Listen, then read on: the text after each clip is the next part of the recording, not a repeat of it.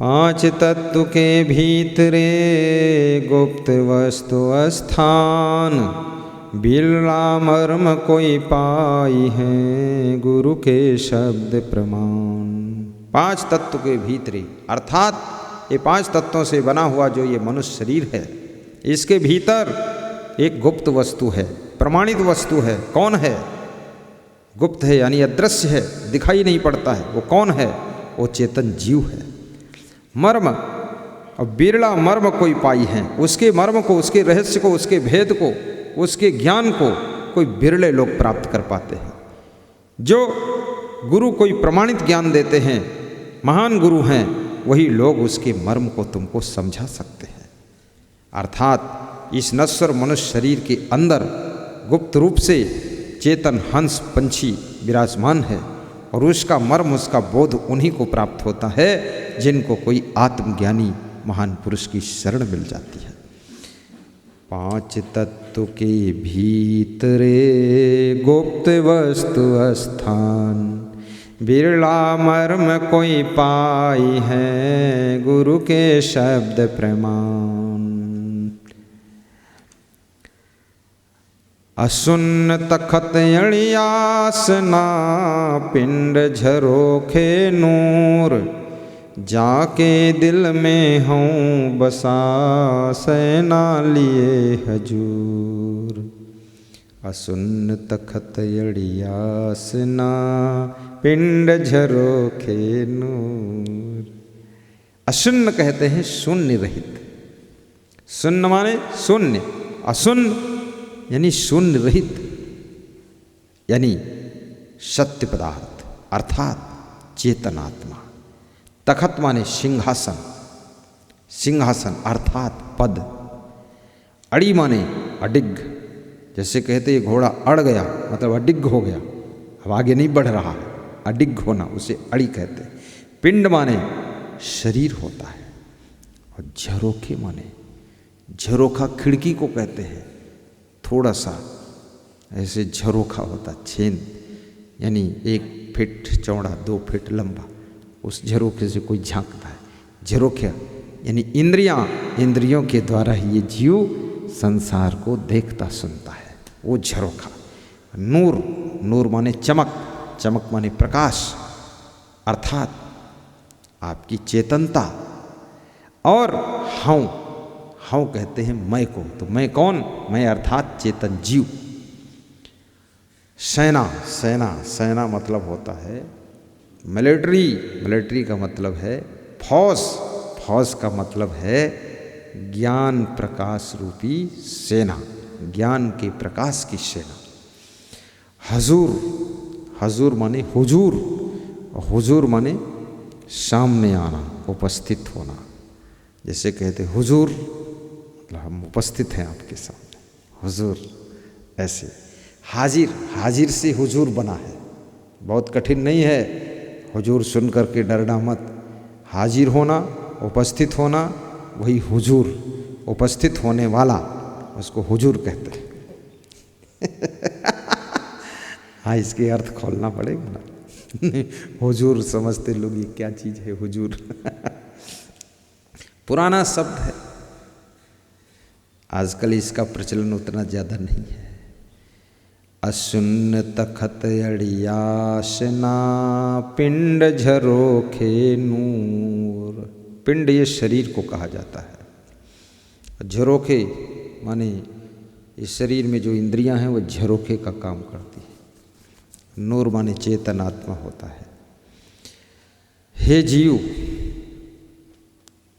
जिसने अशुन्न तखत अड़ियासना, पिंड झरोखे नूर, जिसने शरीर की इंद्रियों रूपी झरोखे से अपने ज्ञान प्रकाश को फैला रखा। अर्थात किसने? इस चेतन जीव ने इंद्रियों के झरोखों के माध्यम से इस शरीर में रहते हुए ज्ञान के प्रकाश को फैलाता है। क्योंकि जब ये चेतन जीव शरीर में नहीं होता है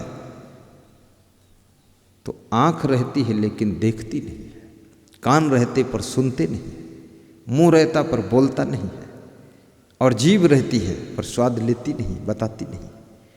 तो ये चेतन जीव इस शरीर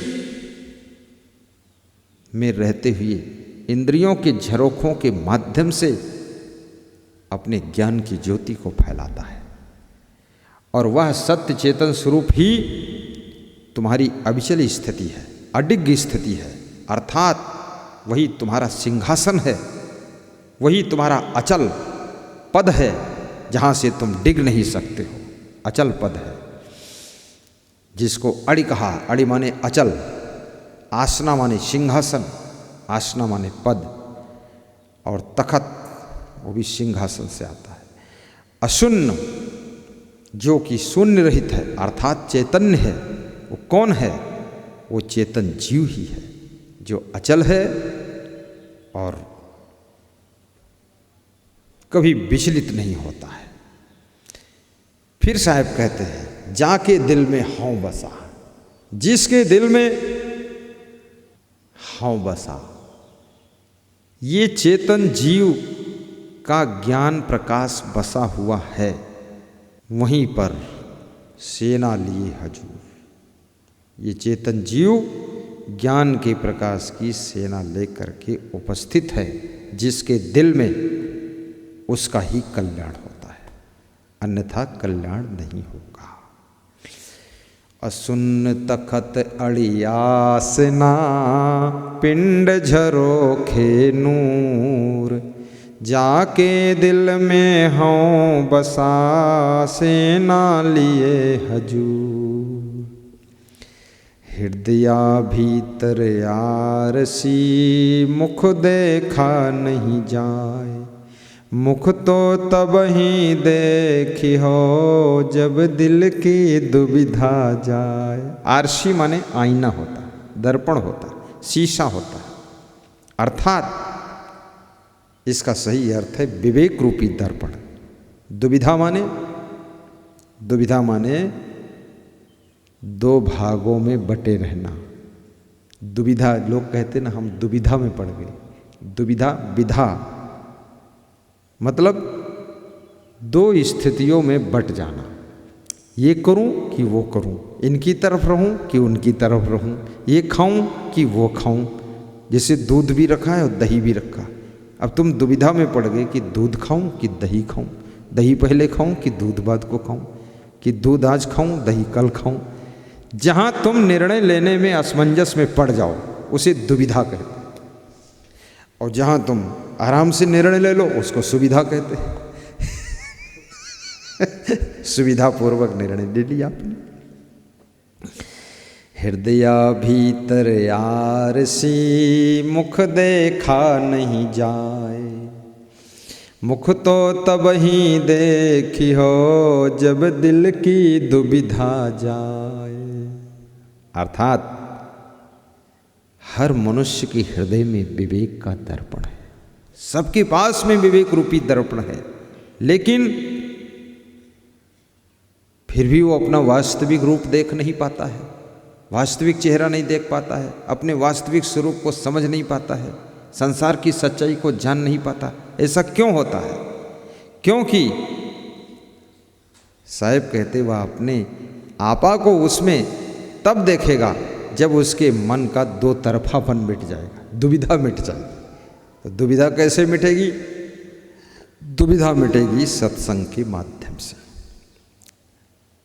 सत्संग के माध्यम से विवेक पैदा हो जाएगा और आपकी दुविधा मिट जाएगी, तो आपको ज्ञान हो जाएगा कि अहम शुद्ध चैतन्य ज्ञानम स्वरूपम, अजरहम अमरहम अखंडम अनूपम, अजरहम अमरहम अखंडम अनूपम। सदगुरु कबीर साहब से किसी ने पूछा है कि स्वरूप स्थिति और इसका क्या स्थान है, स्वरूप स्थिति का, इसका महत्व बताने की कृपा करें। तो साहिब बताते हैं, गाँव ऊंचे पहाड़ पर औ मोटा की बाँह, कहें कबीर अस ठाकुर से ये उबरिए जा की छाँ। गांव माने गांव ऊंचे पहाड़ पर, पहाड़ कहते हैं पर्वत को, ऊंचे पर्वत पर गांव है। कौन सा गांव? जिस गांव में तुमको जाना है, रहना है, ठहरना है, अर्थात तुम्हारी स्थिति। और मोटा की बाह, मोटा माने बड़ा आदमी। लोग कहते हैं ना ये मोटे आदमी हैं, इनका बहुत मोटा काम धाम है, अर्थात ये बड़े आदमी हैं। अर्थात कोई बाह, बाह माने हाथ, बाह माने हाथ होता है। कोई श्रेष्ठ बड़े महान पुरुष का जब तुम हाथ पकड़ोगे तभी उसके सहारा से ऊंचे पहाड़ पर चढ़ पाओगे, फिर जहाँ पहुँचना है वहाँ पर वो तुमको पहुँचा देगा। अर्थात कोई सद्गुरु अपने ज्ञान का सहारा दे करके, कोई महान सद्गुरु तुम्हें ज्ञान का सहारा दे करके तुम्हारे स्वरूप ज्ञान के पहाड़ पर, पर्वत पर तुमको चढ़ाकर स्वरूप स्थिति के स्थान पर तुम्हें बसा सकता है, बिठा सकता है। कबीर रस ठाकुर से ये, ठाकुर माने होता स्वामी, ठाकुर माने संत, ठाकुर माने सद्गुरु, ठाकुर माने हमारे जो कल्याण दाता है वह ठाकुर है। छाह माने छाया, छाह माने छाया, अर्थात जैसे आप किसी एक छोटे से पौधे अर्थात चना की छाया में बैठे, चना का पौधा छोटा होता है, उसकी छाया में बैठे तो आपको क्या छाया मिलेगी? शीतलता मिलेगी? नहीं, क्योंकि चना पौधा 2 फीट का है और तुम खुद ही 4, 5, 6 फीट की हो तो तुम्हारी छाया उस पर लग सकती है, उसकी छाया तुमको नहीं मिल सकती है। लेकिन यदि आप पीपल के वृक्ष, आम के वृक्ष, कटहल के वृक्ष, ये बड़े बड़े वृक्षों के नीचे बैठे तो आपको छाया मिल सकती है। तो ऐसे साहब कहते हैं उबरिए जाकी छाह, जाकी माने जिसकी, उबरिए, उबरिए का अर्थ होता है जो तुमको संसार सागर से उबार सकता है, पार कर सकता है, उसकी छाह में बैठो, उसका आसरा लो, उसकी शरण में जाओ, जिसमें इतनी सामर्थ्य है कि तुमको भवसागर से उबार सकता है, पार कर सकता है। ऐसे महान पुरुष को ढूंढो। और कबीर रस ठाकुर से ये ऐसे स्वामी, ऐसे संत सद्गुरु की सेवा कीजिए, उनका ज्ञान सुनिए, उनसे प्रेम जोड़िए, जो तुमको भवसागर से पार कर सकते हैं। गांव ऊंचे पहाड़ पर और मोटा की बाह। और साहब कहते हैं जीव की जो स्थिति है, जीव का जो गांव है वो उच्च चैतन्य शिखर पर है, और वहाँ पहुँचाने के लिए कोई महान सद्गुरु का सहारा लेना पड़ता है।